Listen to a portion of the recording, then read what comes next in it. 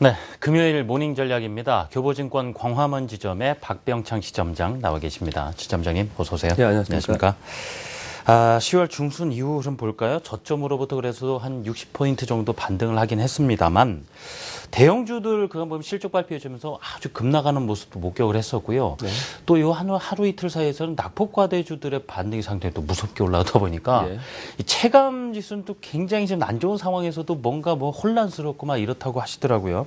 자, 이게 어떻게 대처해 나가야 될까? 투자 전략 하나씩 세워봐야겠습니다. 예, 일단 지금 현재 상황을 그냥 간단히 좀 말씀을 네. 드리겠습니다.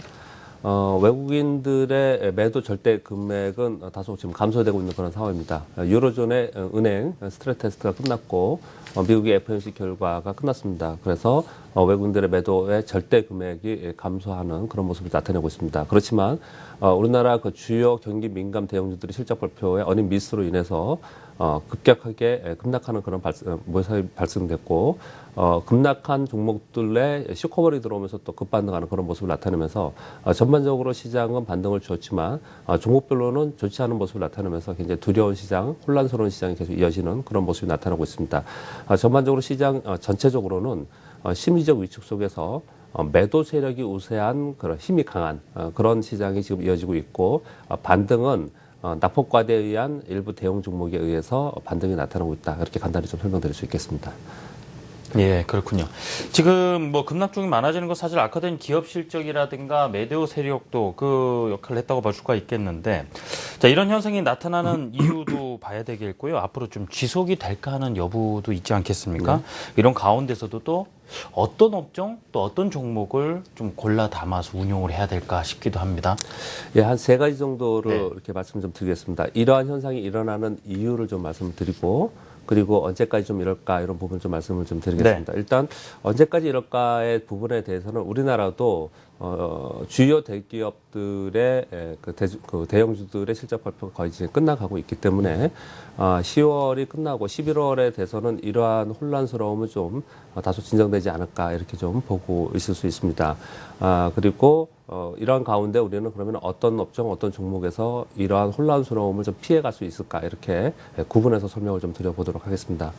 일단 주식시장만이 아니고 네. 채권, 상품, 외환 모든 부분에서 글로벌 메이저들의 그 머니 게임이라고 우리가 흔히들 얘기를 하죠.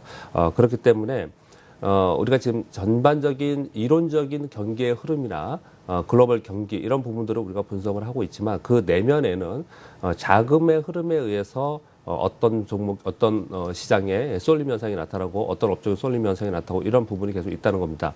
이런 것이 극심하게 나타나는 이유는 계속해서 글로벌 저성장 국면에서 나타나고 있다라 이렇게 보여집니다. 그런 가운데 정치적인 이슈도 상당히 많이 있죠.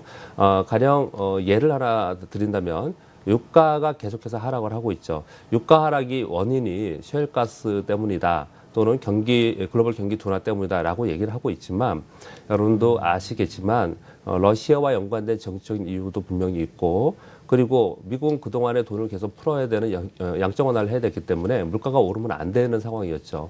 그렇기 때문에 물가에 가장 직접적인 연관을 있는 유가를 아래로 잡아놓을 필요가 그동안에 분명히 있었습니다. 그리고 미국은 중간선거가 있습니다. 정치적인 이유도 분명히 있죠. 이러한 부분들 때문에 유가는 그동안에 계속 밑으로 잡아놓을 수밖에 없는 그런 상황이었다 이렇게 보여집니다. 이런 것들이 조금씩은 풀려가고 있지 않나 생각합니다. 미국의 경기가 다소 좀 좋아지고 있는 모습이 지표로 나타나고 있고 유로존에는 경기 둔화를 잡아내기 위해서 다시 유동성 공급을 할 준비를 좀 하고 있습니다. 예. 그와 더불어서 가장 중요한 것은 러시아와의 관계된 정치권의 어떤 해결이 나타난다. 이런 부분들이 좀 나타난다면 유가는 다시 돌아설 수 있겠죠. 이 설명을 갑자기 드리는 이유는 좀 이따 다시 정유주에서 좀 관심을 가지자라는 의미에서 말씀을 드림과 함께 지금 시장에서 나타나는 현상들은 전체적인 글로벌 경기나 이런 부분들도 분명히 있지만 그건 이론적인 것이고 대규모 자금을 가지고 움직이고 있는 자금의 흐름 때문에 다소 인위적인 이런 부분이 좀 있다라는 것을 설명드리는 것입니다. 이것과 연관돼서 지금 우리 시장이 왜 이렇게 혼란스러운가 이렇게 말씀을 좀 드려보겠습니다. 우리나라 국내 기관들이 어느 박스권 안에 갇혀 있기 때문에 수익이 나지 않았습니다. 그동안에 계속 어려움 속에 있는 상황 속에서 여기서 우리 시장이 어떤 모멘텀에 의해서 곧바로 올라갈 수 있는 그런 상황이 아니다 보니 그리고 주요 기업들의 실적이 좋지 않게 나오는 것을 우리가 인정하고 있는 상황입니다. 그런 가운데에서 국내 기관들 그리고 우리나라에 있는 주요 메이저 투자자들은 매도 쪽으로 방향을 잡는 것이 더 수익이 많이 그리고 쉽게 나는 상황이 됐습니다. 그래서 지금 시장은 매수해서 위로 올라가서 수익을 실현하는 것보다는 네. 소위 대주매도, 공매도로 인해서 매도 세력에 의해서 수익을 더 낼 수 있는 게 쉽고 수익이 많이 나는 상황이 됐기 때문에 그쪽의 힘이 더 강하게 나타났다. 그렇게 볼 수 있겠습니다. 그 이유로는 여러 가지가 있겠지만 소위 우리나라에 집중적으로 이것도 쏠림 현상의 부작용이라고 판단이 되는데 ELS를 엄청나게 많이 팔았습니다. 부동자금이 있었기 때문에 그 ELS의 실적이 떨어지면서 주가가 떨어지면서 ELS 낙인이 계속 발생이 되고 있습니다. 지금 정유, 화학, 자동차는 이미 낙인이 돼서 저점으로부터 반등을 하고 있는 것이고요. 아직도 ELS 낙인이 안 된 종목들을 집중 공격하는 그런 모습이 나타나고 있습니다. 결국 이 ELS 낙인에 의해서 낙인이 지금 가격이 가까워지는 종목들을 집중 공격하는 매도 세력들이 분명히 존재하고 있다 이렇게 보여지고요. 네. 그리고 실적과 연계된 대주매도가 계속 발생을 되고 있습니다. 가령 좀 여러분들도 이해 좀 어려운 그런 부분들이 좀 있는데 예를 들어서 LG이노텍이 3분기 실적이 사상 최대 실적을 발표했습니다. 그렇지만 3분기 피크로 4분기부터 떨어질 거다 이렇게 얘기가 나오면서 떨어지는 건 뭐 이해됩니다. 그렇지만 하한가까지 마이너스 14%까지 떨어지는 그런 현상이 벌어지거든요. 이런 현상이 벌어지고 있는 것은 매도의 세력이 공격을 하고 있기 때문에라는 것뿐이 해석이 안 됩니다. 사실은요. 그래서 이런 종목들이 뭐 제일기에 LG노텍, 삼성물산, 네이버도 그랬습니다. 실적이 좋게 발표했는데 뭐 LG하우스 이런 종목들은 그렇게 나쁜 실적들이 아님에도 불구하고 급락하는 현상이 발생이 되고 특히 실적이 나쁘게 발표되는 종목들은 아주 지속적으로 공격하는 그런 모습이 계속 나타났습니다. 특정 업종의 쏠림이 과거에 나타난 적이 있었죠. 뭐 소위 차화적이라는 전차라든지 또는 뭐 내수절 이런 표현을 쓰면서 쏠림 현상이 나타났죠. 즉 이런 표현을 제가 지금 설명을 쭉 드리고 있는 것은 네. 지금 시장이 추세 없는 박스 시장이 계속 이어지고 있고 경기가 저성장 국면이고 기업 실적 둔화가 되고 있는 상황입니다. 그 속에서 부동자금은 계속해서 급증하고 있고 일부 자금을 가지고 수익률을 극대화시키려는 그러한 상황이 처해 있기 때문에 지금 상황에서 매도의 공격을 훨씬 더 많이 받는 것이다 이렇게 보여집니다. 이것이 분명히 정상적인 것은 아니라고 판단을 합니다. 이것이 정상적으로 회복하기 위해서는 글로벌 경기 회복이나 우리나라의 경기 회복의 어떤 시그널이 좀 나와야지만 풀릴 것 같은데 그러한 과정 속에서는 지금은 매도 압박이 더 강한 시장이다라고 인정하고 우리 거래를 해야 된다는 것입니다. 그러면 지금 요 파트에서 마지막으로 말씀을 드리면 네. 이러한 가운데에서 내가 어떻게 그러면 피해갈 수 있겠냐라고 생각해 봤을 때 종목, 업종을 판단해 본다면 글로벌 탑에 있는 글로벌 경쟁력을 가지고 있어서 실적이 미스가 없는 그리고 꾸준히 나오든지 조금이라도 성장해 가는 그런 종목을 찾아서 우리는 거래할 수밖에 없다라고 말씀을 좀 드리겠습니다. 사실 제가 매주 나오면서 이 종목들을 계속 말씀을 드리는데 다시 한번 몇 가지 말씀드리면 바텍은 치과용 엑스레이의 경쟁력을 가지고 있죠. 메이톡스는 보톡스고요.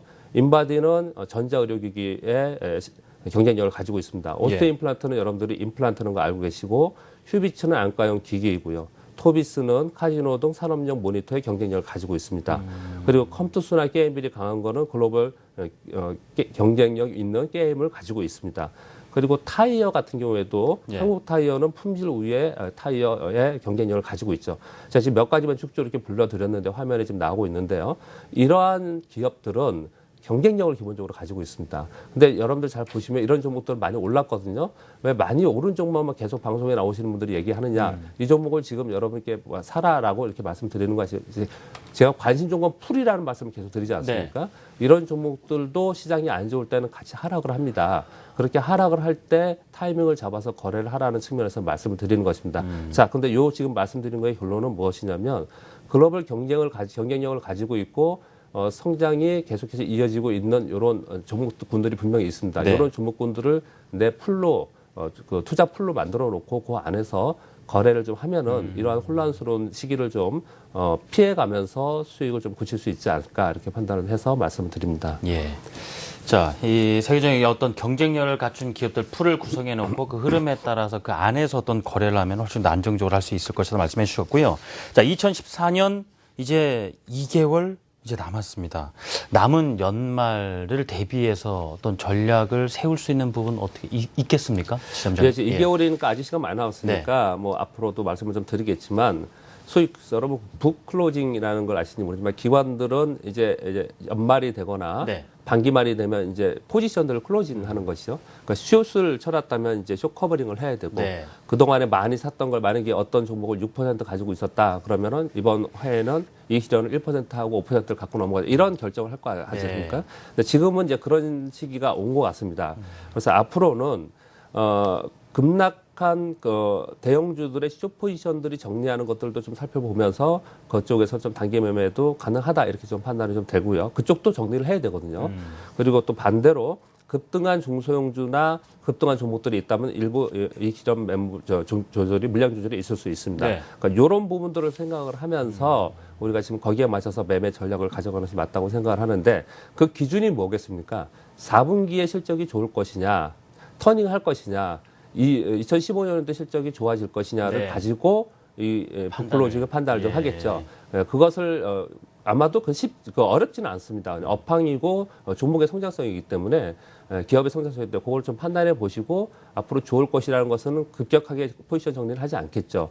그렇지 않고 일회성으로 좋아진 그런 기업들은 정리할 가능성이 좀 있습니다. 그러니까 지금부터는 종목이 굉장히 압축가 될 가능성이 있으니까 북클로징에 대비하는 매매 전략으로 우리도 연동해서 거래를 하는 것이 맞지 않을까 생각을 하고 있습니다. 네. 물량을 조절할 시기가 왔고 그렇다면 어떤 기준에서 판단을 해야 될까? 어떤 큰 틀의 기준을 좀 제시를 해주셨습니다. 지금까지 교보증권 광화문 지점의 박병창 지점장과 말씀 나눴습니다. 지점장님 감사합니다. 네, 감사합니다.